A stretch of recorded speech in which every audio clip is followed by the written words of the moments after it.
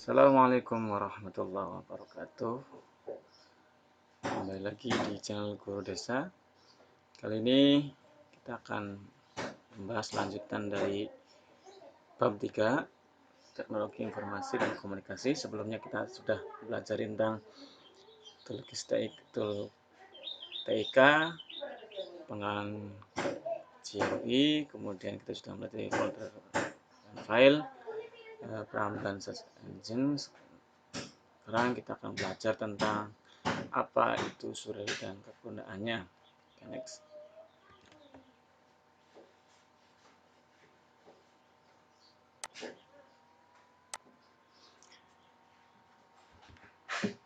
Surel atau surat elektronik mail dalam bahasa Inggrisnya, atau surat elektronik adalah cara dan alat untuk bertukar pesan atau surat dengan menggunakan alat elektronik. Surel sudah digunakan pada tahun 1960 dengan pengguna terbatas, menggunakan satu komputer saja. Saat ini, surel dapat beroperasi pada jaringan komputer luas atau internet yang dapat menjangkau penggunanya di seluruh belahan dunia.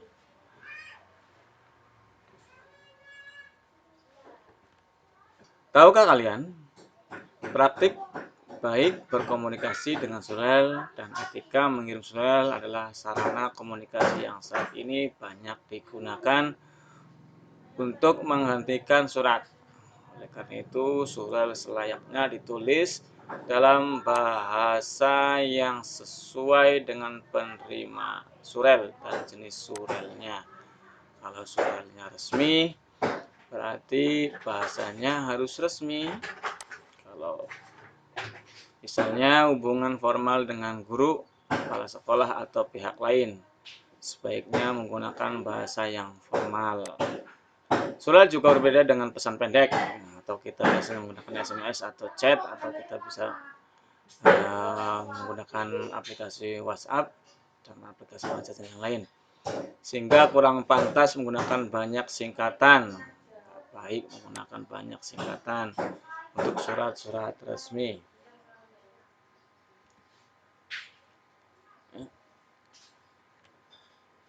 Banyak media atau aplikasi atau alamat browser yang menyediakan email, antara lain dari Yahoo Mail, kemudian ada Hotmail, ada Gmail yang sering kita gunakan, kemudian ada Microsoft Office Outlook, Inbox.com, dan MobileMe.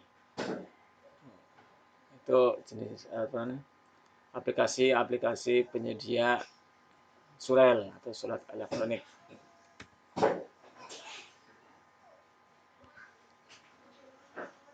Pembahasan selanjutnya yaitu aplikasi perkantoran. Aplikasi perkantoran adalah kumpulan aplikasi atau perangkat lunak yang digunakan untuk meningkatkan produktivitas. Aplikasi ini umumnya dibundle dan distribusikan, dikumpulkan dan didistribusikan bersama-sama, memiliki antarmuka pengguna yang konsisten, dan hasil dari satu aplikasi dapat diintegrasikan dengan yang lain. Aplikasi perkantoran paling awal dikembangkan oleh Micropro International pada awal 1980-an yang dinamakan StarPass, yang terdiri atas pengolah kata WordStar, ClockStars atau Speedset masih digunakan sekarang, dan DataStar atau database. Beberapa paket aplikasi lain muncul pada tahun 1980 seperti WordPerfect, pengolah kata ini WordPerfect, kemudian ada Chillwriter atau CWriter dan lain-lainnya.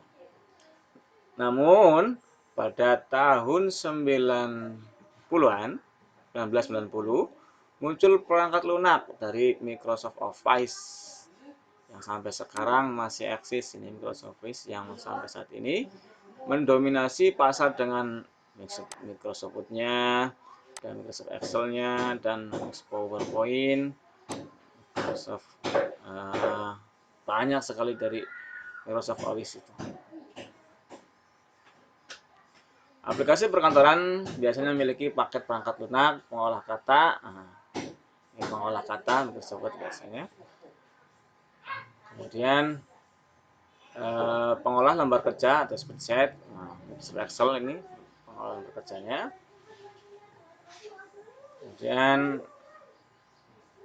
program untuk presentasi atau PowerPoint ini biasanya untuk mempresentasikan. Paket grafik atau penerbitan publisher menggunakan PowerPoint juga. Membuat diagram, surel untuk iklan, perangkat lunak komunikasi dan perangkat lunak manajemen proyek. Biasanya itu satu paket atau bundle. Ini gambar-gambar atau logo-logo dari Microsoft Office. Yang pertama ada Microsoft Excel, logonya seperti ini aplikasinya, dan OneNote, ada Outlook, ada Word yang sering kita gunakan untuk menulis. Kemudian ada Microsoft PowerPoint yang tadi digunakan untuk presentasi, terus akses untuk database, ada publisher, ada link.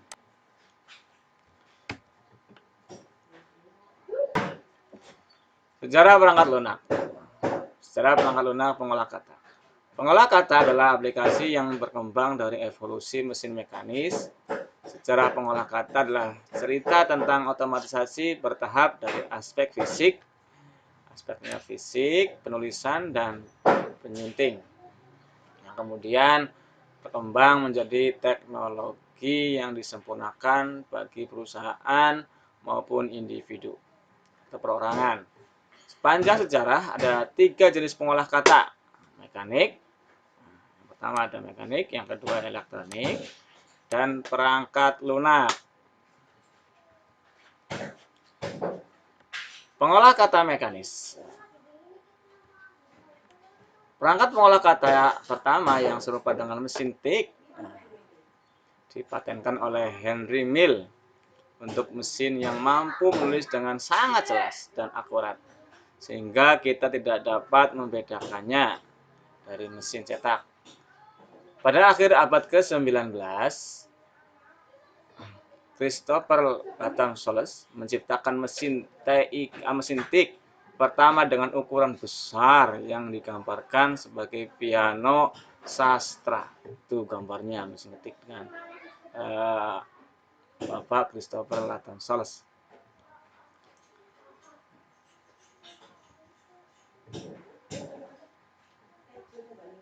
Pengolah kata elektromekanis dan elektronik. Pada akhir 90-an, IBM mengembangkan mesin ketik elektromekanik elektrik yang disebut IBM MT atau ST, Magnetic Tape Selectric Typewriter. Pada tahun 1969, kaset itu diganti dengan kartu magnetik. Kartu magnetik ini mampu digunakan untuk merekam pekerjaan penyuntingan yang selanjutnya dapat dibaca dan disunting. Pada awal 1970-an, pengolah kata kemudian berkembang menjadi berbasis komputer dengan beberapa inovasi, meski hanya dengan perangkat keras khusus. Pada tahun 1978, Lexitron Corporation menjadi perusahaan pertama yang menciptakan komputer dengan pengolah kata dengan layar tampilan video berukuran penuh CRT, floppy disk berukuran 5/4 in yang menjadi standar di bidang komputer pribadi.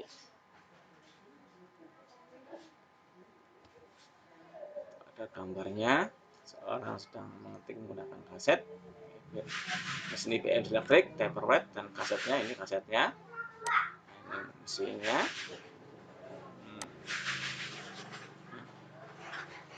Kemudian gambar yang kedua ada pada tahun 1970. Nah, ini ada mikrokomputer virtual VT 202 word processor, menggunakan word processor.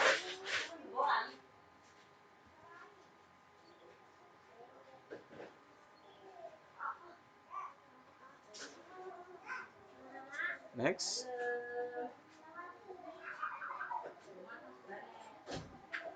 perangkat lunak pengolah kata. Perkembangan terakhir pengolah kata lahir dengan munculnya komputer pribadi atau PC.